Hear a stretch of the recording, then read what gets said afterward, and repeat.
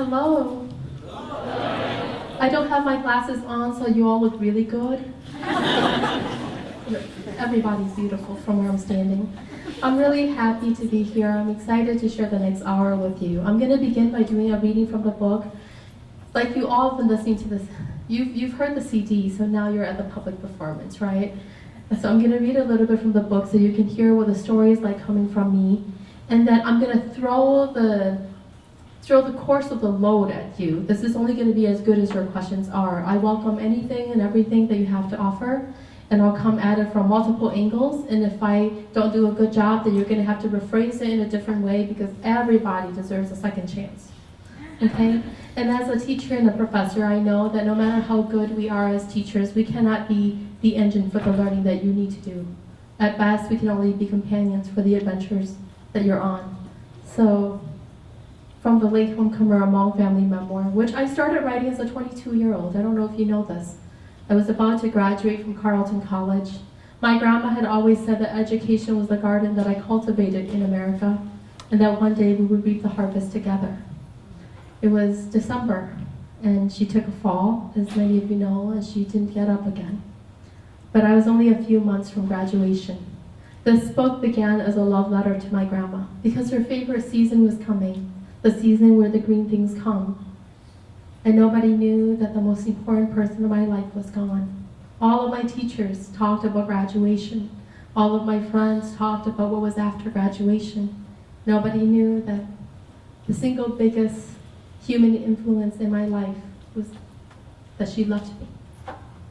And so this book was very much for her. For my grandmother Jolie, who never learned how to write, to my baby brother Maxwell Huya, who would read the things that she never wrote. The book begins with an epigraph. Before babies are born, they live in the sky where they fly among the clouds. The sky is a happy place, and calling babies down to earth is not an easy thing to do. From the sky, babies can see the course of human lives.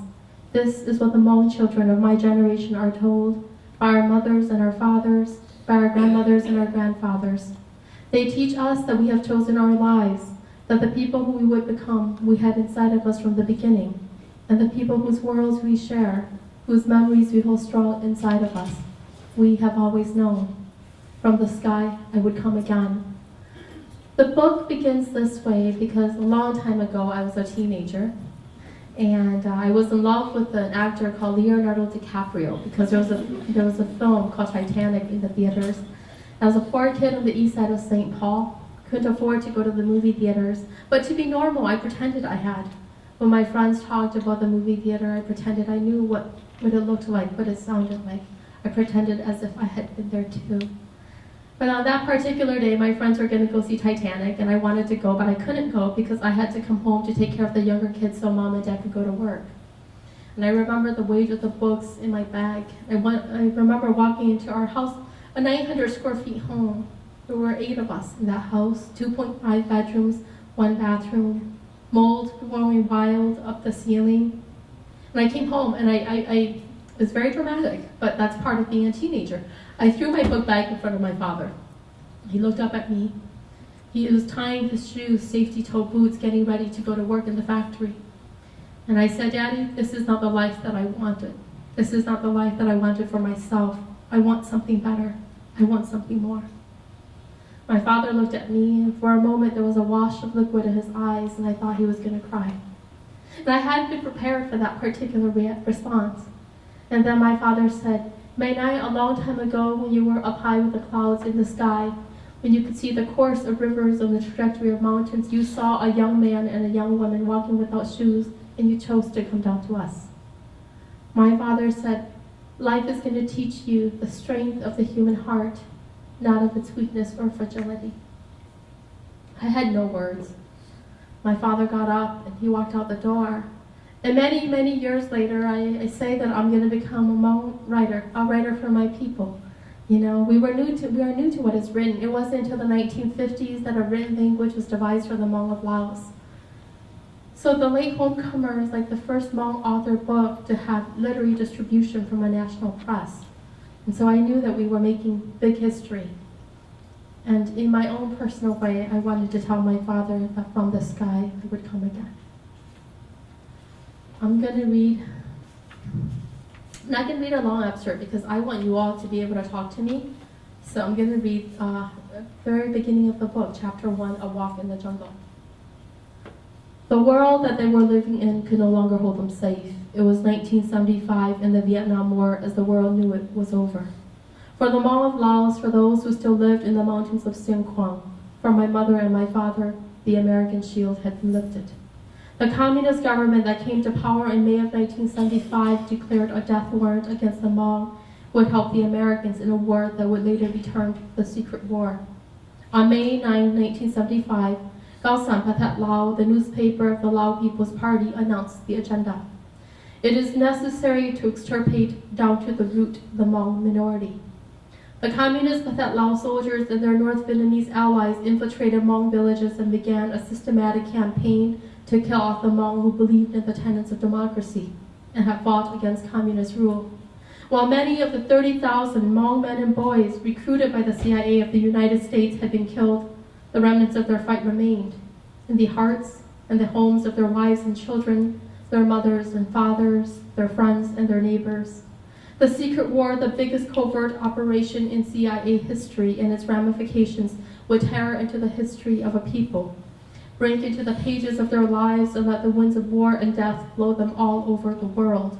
By 1975, the Hmong existed mainly as the ragtag villages of mostly women and children. After most of the men had died, the CIA had gone to the boys, 10 years old, 11 and 12, and asked them to do the work that their fathers could not finish.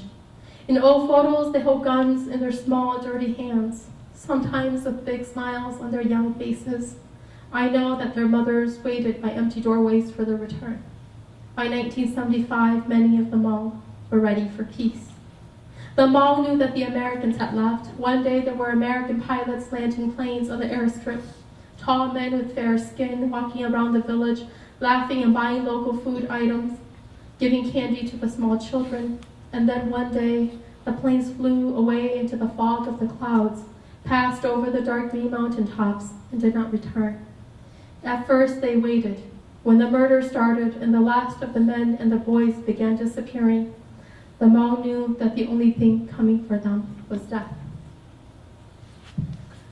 I'm not supposed to be here before you right now. I was never supposed to have made it out of Southeast Asia, the strongest military force in the world. The CIA of the United States of America had fought the secret war in Laos, a war that they had not told the American people about. For every me standing, 2 others died so I could be here.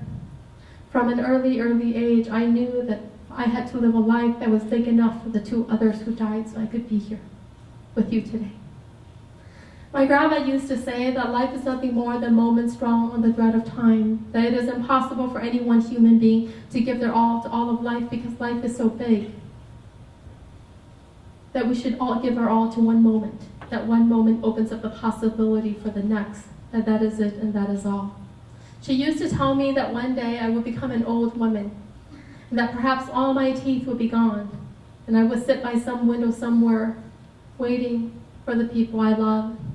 I won't be able to eat my favorite foods anymore, and in my case, the man that I love may no longer be with me, and my children will probably be far away, and that the only things that will be my friends are the memories that I have made. So my grandma always said, go into the world and make the memories that you want to be friends with when all is said and done. And it is because of those words that I stand here before you today. I'm here to make a memory that will keep me warm when the nights get cold, when your body heat is long gone, and it will only be the memory of your smile beside me. So I'm here for you. Talk to me. I welcome all of your questions. People tell me that I'm best at the Q&A. We'll see if they're right. But I am not here to bore you. That is the last thing that I'm here to do. It's a beautiful day. We're taking an hour away from a beautiful day before the end of a glorious season so that we can all walk into winter. So please, let's make this count. Thank you.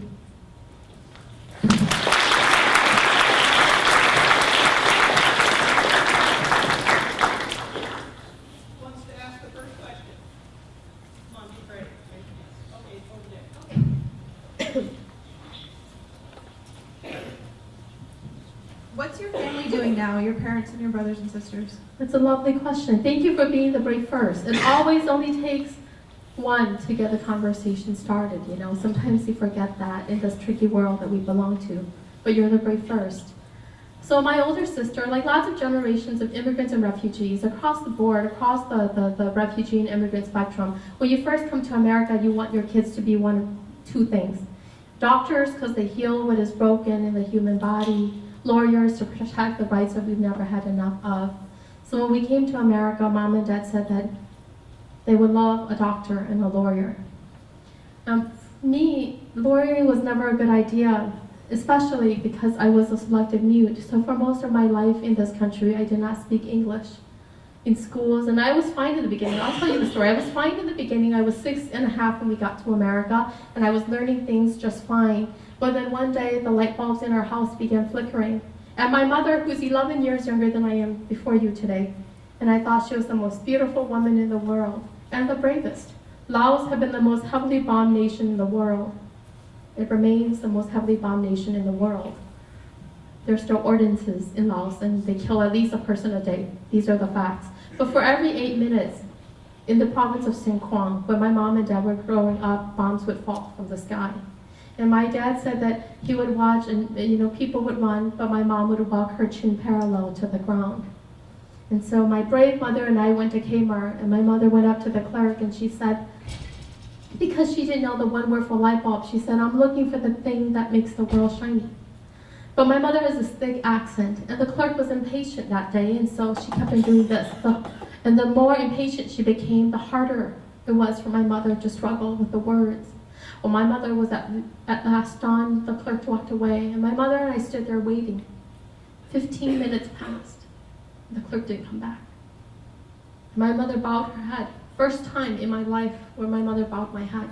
I, as a child, I'd seen her courage, in Babinai refugee camp after I was born in the place where I grew up. My mother has 6 miscarriages. 6 miscarriages after me, all little boys. And they couldn't come to life because every time I looked at her, the mom only got food 3 days a week in Babinai refugee camp. Every time I looked at my mother, she would give me what was in her hands, what was in her mouth. So she never had enough nutrition to carry the other babies through. But every time she had a miscarriage, all the adults would cry and they would say, your mother is dying. But my mother didn't die. She came back to life to live with me. But that day in Kmart, my mother bowed her head. And so I decided that if the world did not need to hear my mother, then surely it did not need to hear me either. So the next day I became a selective mute. The next day I stopped talking in school. And at first it was a great revolution. I was deciding not to talk. But then the revolution was against me because all of these unsaid words crashed into the fabric of my being. And I didn't know what to do. So I knew that lawyering was out of the question for me. But my older sister, Dao, who has a limp, and in Laos, in Thailand, everybody called her the crippled one, the handicapped one. Whenever she could do anything, all the adults said to their children, if Dao can do it, then why can't you? The only thing that she's been really good at in Babinai refugee camp was school. I had never tried school, so I didn't know, but my sister had been good at school in the Thai refugee camp school. When we came to America a 1.5 years after we got here, she won the North End Elementary School spelling bee. She was a 3rd grader. Without speaking the language, she could take apart its units and put it back together again. When Doe won the North End Elementary School spelling bee, she got $50. And the question was, what do you want to do with your $50? And I remember her taking a microphone. The first time I'd hear somebody I love hold a microphone. And she said, with a very strong voice, she said, I'm going to buy my father a pair of shoes that fits. Because he got his shoes only from the thrift shops. And they were always big. And so whenever we went to parent-teacher conferences, my father would force us to walk very slowly with him because he didn't want the shoes to slap on the ground with the steps that he took. So he was always very self-aware and self-conscious and embarrassed. Because he thought teachers were really important, and he thought that he had smart girls, and he wanted to present his best side. So with her $50, Doe bought her father his first pair of American shoes, shoes that fit, shoes that were made in China. But we got them at Kmart. So then we decided early on that Doe would become the thing that we needed her to be, that she would become a lawyer for us. And she is. Today, Doe is a lawyer. She, like a lot of older siblings, become the things that they say they will be. But because she was going to become the lawyer, it fell upon me to become a doctor. Obviously, I'm not a doctor today. But you know what I want to do with words is no different than what I would have done with medicine. I want to use words to heal.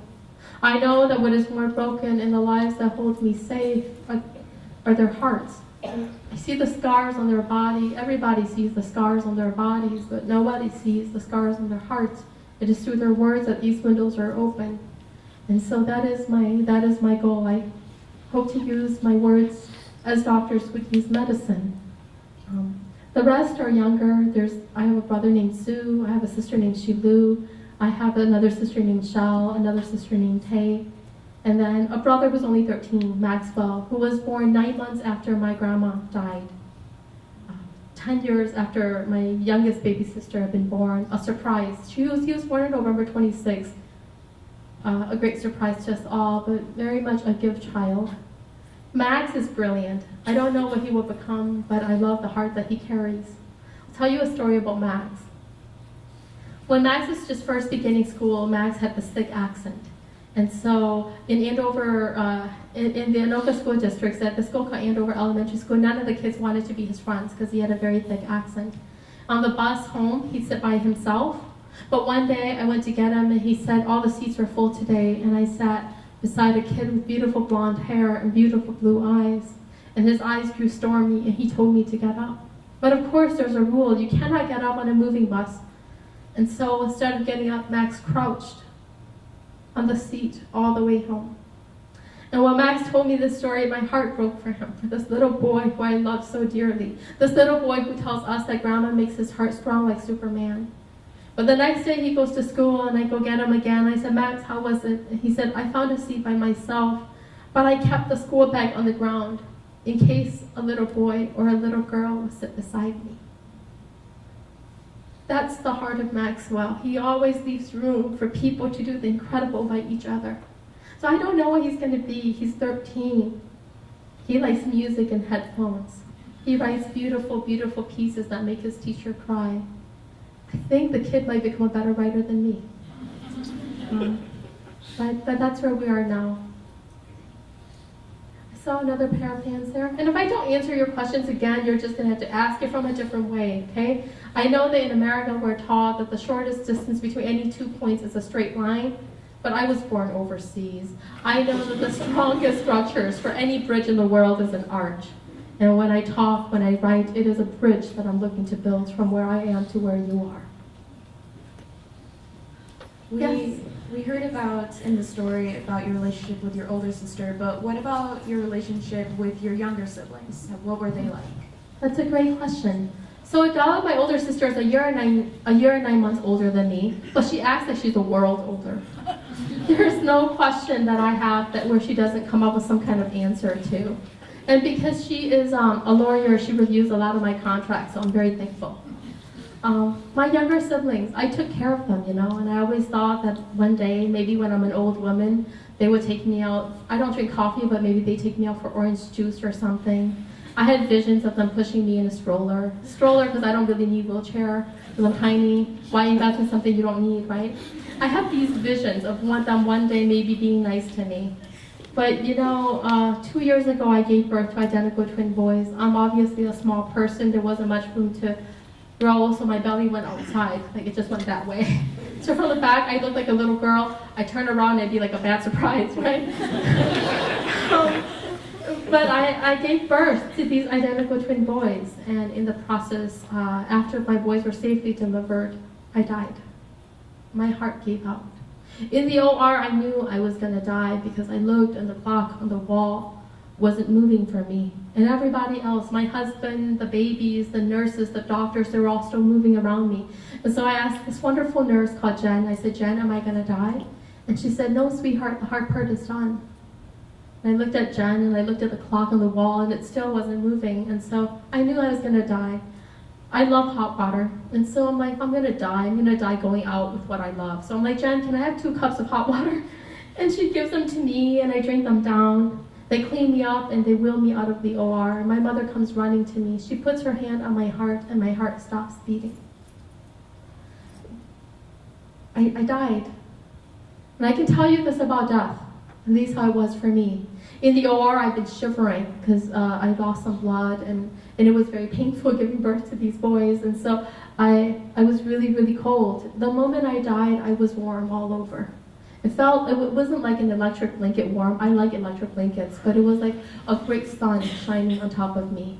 In the OR, there was like maybe 20 people around me. In death, I was surrounded by some 200-300 people, and I could not see their faces. But I felt as if they'd been waiting for centuries for my return. All of my life in America, all of my life in Thailand, I've been fighting to belong somewhere in this place that we call the world. In death, I was welcomed home. But in that moment, I heard my mother cry. And that was the hardest thing I had ever done, to make the decision to come back to her, knowing what awaited me on the gate of life. But I did. I came back. I gave birth in labor and delivery, woke up in the ICU, trying to hear the cries of my children.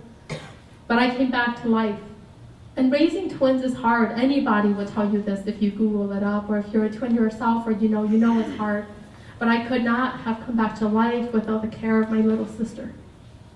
I never expected her to help me bathe. I never expected her to help me eat. I thought that maybe one day she'd take me out for juice, push me in a stroller. But that's what happened. That's the thing about life. You don't know what's coming. I was born on a team, and I stand before you because of that team. We're here today, my husband and I. It's my mom and dad and my younger siblings taking care of my babies, taking good care of my babies. So I come to you with a full heart, not a heart that's worried, not a heart that's full of concern about what I've left behind at home. I'm the luckiest. I don't know, I'm not the wealthiest, and perhaps I'm not the most talented, but I am the luckiest writer that many of you will ever meet. Where I was born, there's an ocean of love. My feet have never touched the bottom. My hands have never touched the sides. My siblings are my best friends. They're also my husband's best friends. They're a funny crowd. But more than the humor, it is the vastness of their love for me. I'm very, very fortunate. I'm very, very close to all of them. They think I'm funny. I don't think I'm funny, but they think I'm funny. So they laugh at me a lot, which is very humbling. Very humbling. So they keep me humble, which is a good thing. It's a gift they give me. Does that answer your question?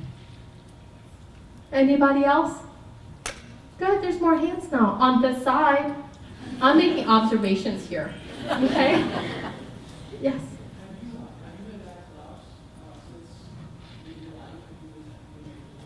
Have I been back to Laos? In 2001, I was 20 years old, and I went to Thailand to study global development in the rural poor. And I went on a journey into Hmongness. I got to Carleton College, a small liberal arts college, small liberal arts college in Minnesota. And so there was this opportunity to go abroad, and I did. And I hoped to go to Laos, but then the Twin Towers fell when I was in Thailand. And all the American nationals were told to stay put. Especially by the State Department, we were not told not to go into Laos. But everywhere I went, all over Thailand, people would look at me, and I have a face that belongs to much of Southeast Asia. And so they say, what are you? And they guess, you're Japanese, you're Korean, you're all of these things. Nobody would guess that I was an American, and it wasn't until I walked and I ate that they told me I was an American. But I say I'm Hmong, and they tell me, you don't look like you're Hmong from the hills of Thailand. Very lonely experience. But what that taught me was that nobody knew what I was. And so one day I crossed illegally as a Japanese student across the Mekong River into Laos. And I went that day because in my heart I wanted to find the photos that my mother had buried along the banks of the Mekong River the night of the crossing. My mother hadn't been able to return, and I knew that perhaps nobody would have found them. And I knew the place that had crossed into Thailand, and so that's where I crossed, and that's what I did all day. I found nothing. On November 28th, and you all should pray so we get into Laos. My mom, my dad, my sister, and my brother are going to go back to Laos. In 2010, mom and dad went back, and they tried to go to Laos from the Luang Prabang airport. They let my mom through, they let my sister through, they let my baby brother through, they stopped my dad. They said, we kicked you out of our country once. Do you want us to do it again? And so they said, we cannot guarantee your safety. The moment you leave the airport, you could die. If you value your life, you should buy one-way tickets out of Laos right here, right now. And just for my father, they hiked up the fare so that he'd have to pay extra to leave the country of his birth. But my mother's oldest brother is 80 years old, and he's about 80 pounds.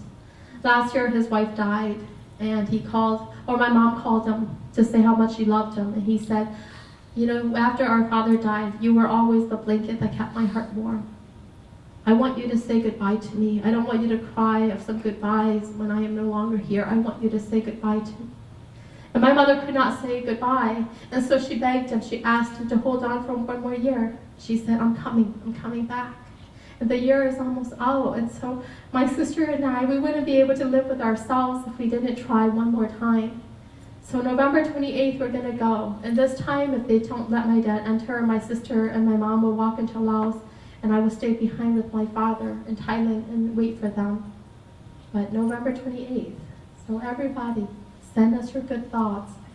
I know that there's a library in the high mountains of Laos. I wrote the dedication to the library. It's built by an organization called Room to Read, financed by a very wealthy woman and her husband, the Bruleys, and they had me write the dedication. And so I dedicated the library to Jolie, my grandma, a woman who never learned how to read and write, the granddaughter that she raised who would become a writer, and all of the children of Laos so that they too one day could write their stories for a bigger world. I want to go visit that library.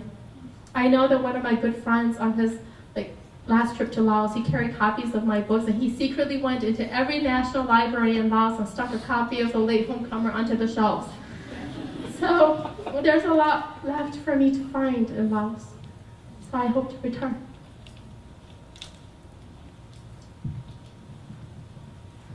These are such good questions, by the way. So I know you said you have sons. When they're old enough, what will you tell them about your heritage? Oh, that's such a good question. I also have a 4-year-old daughter. She's got gray-green eyes, because I'm married to this balding man right here. It's an interracial relationship, obviously. So I have 3 children. And my daughter is, she's 4, so she's fully articulate. She's now in pre-K. It's easy to find representations of her father on the big screen, in the world of YouTube, as she likes to call it. There are certain holidays that Aaron's mom and dad are wonderfully loving grandparents, and so they shower our kids with bags and bags of gifts. My mom and dad don't have the kind of money and the kind of mindset, Whereas Mom Susan and Dad Rudy want to entertain the kids, my mom and dad, their perspective on grandparent is very different, just to keep them safe. It's a very different perspective. So Christmas at my home is never so fun in Cannon Falls. She just plays with her cousins and plays with her aunts and uncles, but there isn't this abundance of toys and gifts. We're raising our kids in a bicultural home. My husband tries to speak Hmong, but for the most part, he doesn't speak my language the way I do. And so, and I love the way I speak the Hmong language. When I speak Hmong, I feel like I'm just singing a song. There are flowers blooming from my mouth. When I speak in English, it doesn't sound that way to my ears. Because I was a selective mute for so long, I hear myself stumbling and stuttering into the language because Hmong is a tonal language. Every breath that I breathe into the world carries meaning. But English is not a tonal language, so I'm always breathless because I have to wrap the air in my lungs around units of meaning to make sense to a bigger world. There are rocks in my throat, and I have to sculpt them into shape before they make sense to you. So my relationship to the languages are very fundamentally different. Hmong is a language of love. When my children do something well, I say, when they do something dangerous, I'm like, no, what are you doing? It's automatically always English.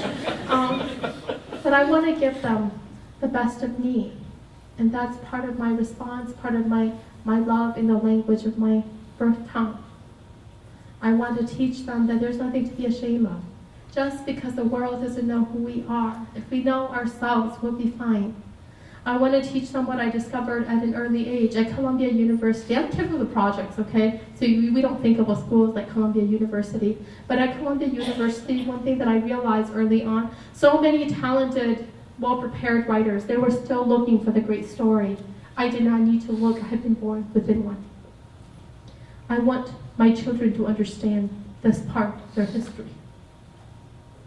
I want them to know the feeling of love that comes forth from my Father's call into the darkness for the return of their spirits from the cold, from the lonely world, because there are arms waiting to hold them safe and warm.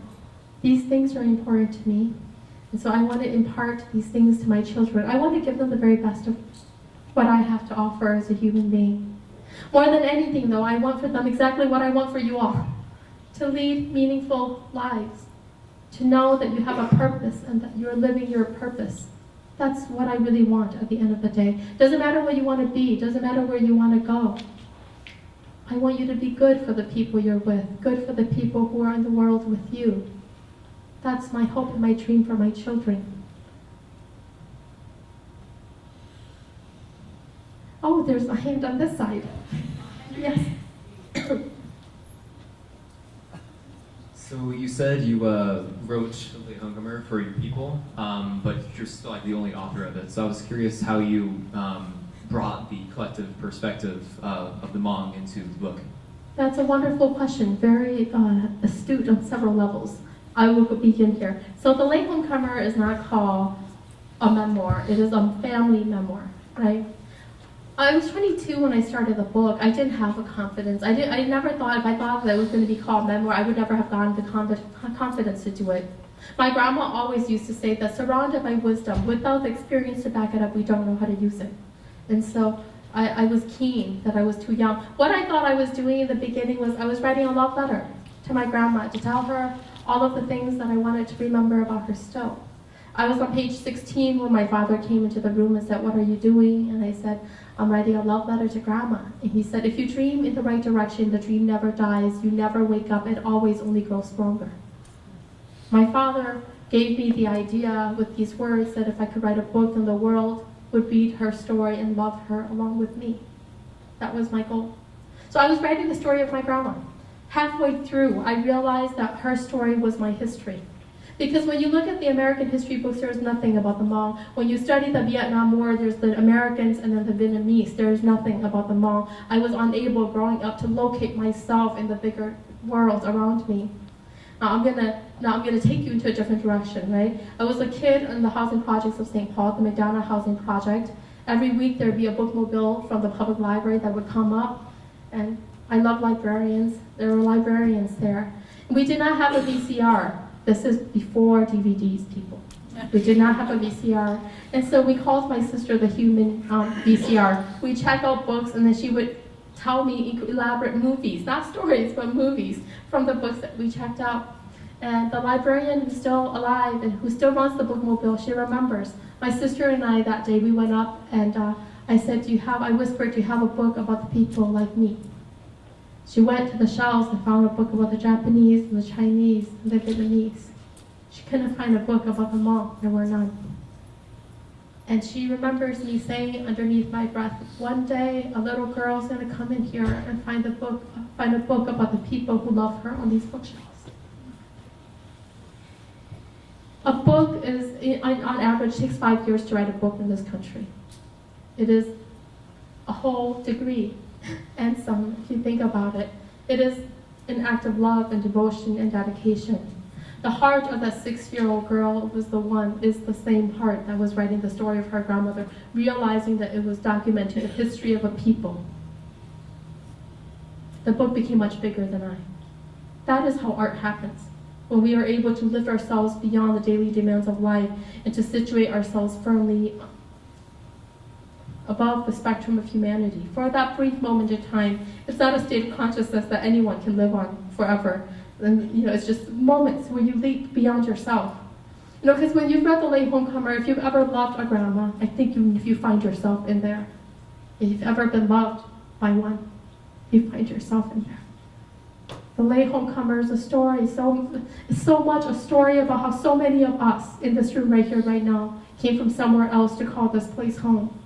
Because it wasn't that many generations ago that your ancestors ventured onto these shores, learned English with tongues thick flavored with accents not so differently from my mom and my dad's. It is only the next chapter of the American history. The Hmong are the next chapter of the American history. If you can begin to see that, you can begin to see all the connections that I was making on the page. In Minnesota, when people introduce me, oftentimes they'll say, the Hmong writer, Kao Kalia Yang. The moment I leave Minnesota behind, because I come from one of the most literary states in the nation, the home of Louise Erdrich and several other very famous writers, they say, Kao Kalia Yang, the Minnesota author. The moment I leave America behind, I get to become Kao Kalia Yang, the American writer, contributing to world literature. Perspective is key.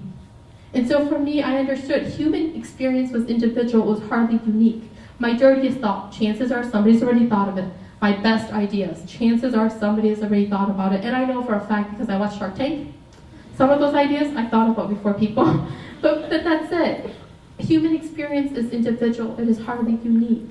When you trust that you're writing about the human experience from where you're positioned, then it is the pulse of humanity that you feel beating.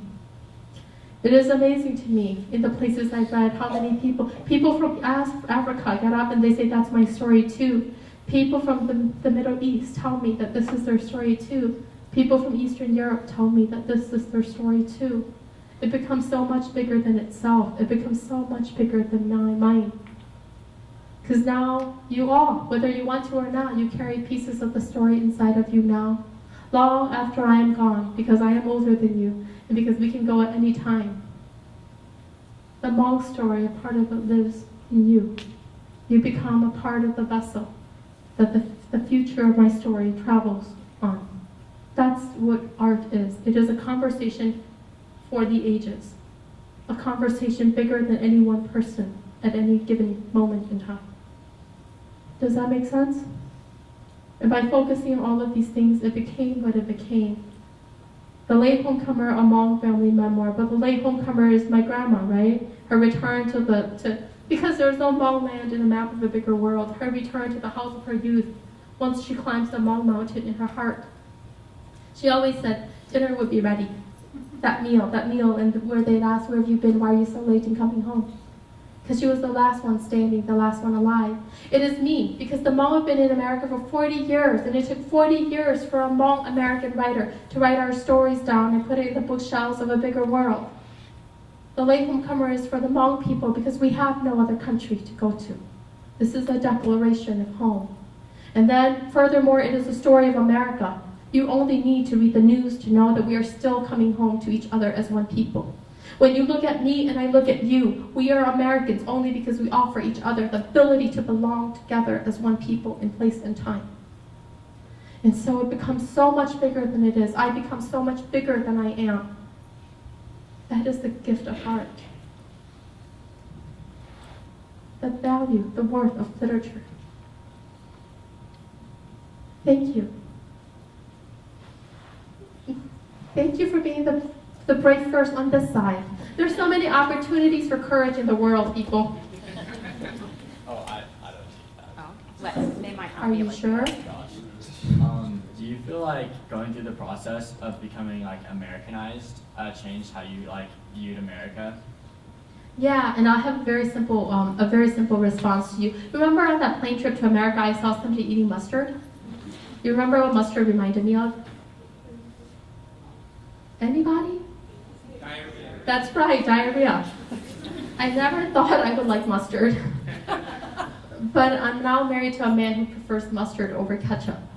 And part of being married to someone and loving somebody is that you learn to like and love what they like and love a little bit. And so I find myself eating mustard, right? Another example, another slightly more complicated example, and we'll get to the really complicated one soon. So the Hmong gesture of love, if you love somebody, if you really love somebody, then you sniff them. And like if you have a brand new baby, everybody's sniffing because they smell so good, but you also sniff them. It goes inside of you, right? The American gesture of love is kissing. That's a rubbing of surfaces, right? Never thought I would partake.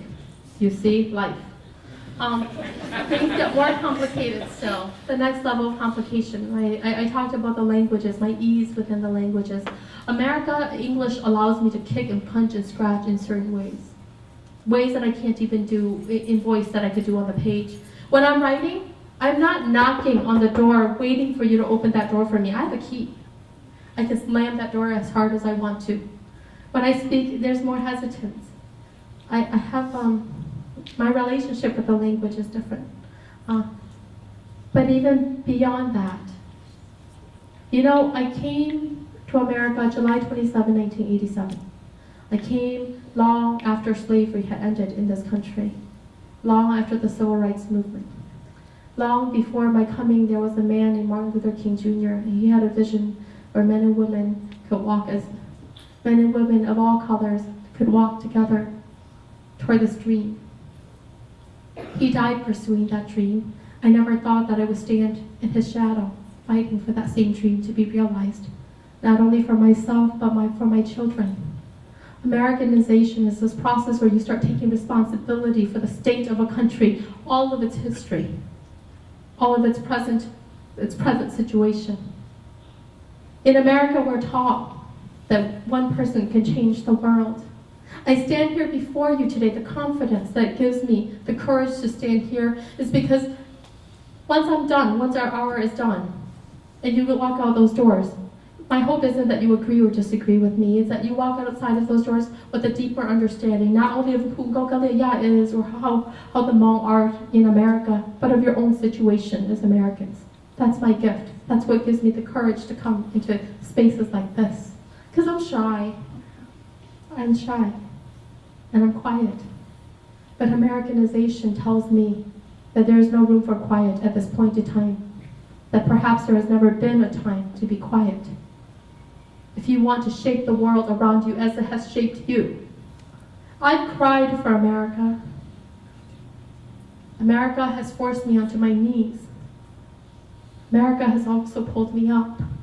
You know, when I stand before you, all I do is say, throw out my heart in the hopes that you would capture it. In the hopes that you will walk outside of this room into that future that I won't see with more heart inside of you for this human situation that we share. That is it, and that is all. Did I answer your question? Thank you.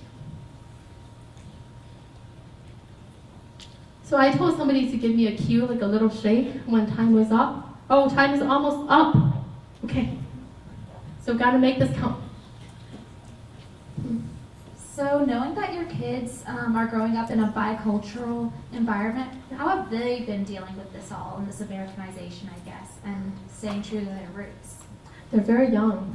They're 2 and they're 4, so I don't quite know what the future holds for them. But I know that my daughter is learning how to navigate what she looks like and what she sounds like in the world that we live in. So she won't say I'm Hmong or I'm American. She'll say I'm Hmong Meka. I'm Hmong and American. Already at the age of 4, she's declaring. You know, one becomes a writer not only because one has a story to tell. You become a writer because you want to push the boundaries of meaning. You want a language to be big enough to hold everything you are, everywhere you come from. I think seeing my children, if they see me do the work that I believe in so passionately, because I'm doing this because of passion. I'm not doing this because I have a whole lot of ability. It's passion, driven by heart. If they see it, then maybe it'll allow them to meet the world honestly, more honestly from where they're positioned. The gifts that they have to offer, I don't know what those will be. But it is like you. Any teacher who teaches you cannot set your limits. At their best, all they can do is push you for your possibilities. No teacher can tell you what you will become because we have yet to see. You're that miracle waiting to happen. And that is true of my children too. But I can say this to you. My brother Maxwell, again, he has this, and we'll end here with this story. He lost a few years ago, so he's only like 6 or 7 at the time.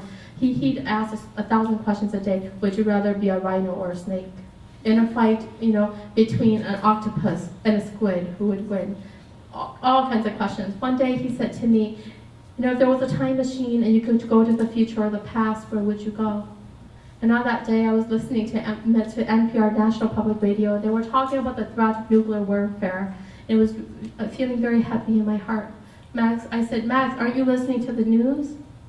I would go back to the past, of course. We're passing by the stretch in the cities, and he says, look at what human goodness has done. And I'm like, consumerism? And then he shook his head, and he said, Kalia, the world has had the ability to explode itself for a long time now. Learned about the atomic bomb. But the world is still intact. People keep on giving birth to children like me. And you all tell us that we're the captains to a more beautiful future. I looked at him, and I could not deny him that future. I look at all of you now, and I cannot deny you that future. You're going to do the things that we have not done. You're gonna ask us those big questions and find us those big answers. You're that future that we're walking toward. The future that's going to help raise my children, whether you know it or not. You right here in Wichita, Kansas, are helping to raise interracial Hmong and American children in St. Paul. We are connected. No person progresses alone. You progress as a community, as a country. My hope is that for all of you who read the Latehomecomer, that you found not only a story that taught you more about your relevance as a human being or what it is like to occupy the human condition, but that it has opened up your heart to the diversity of your home. Thank you for having me.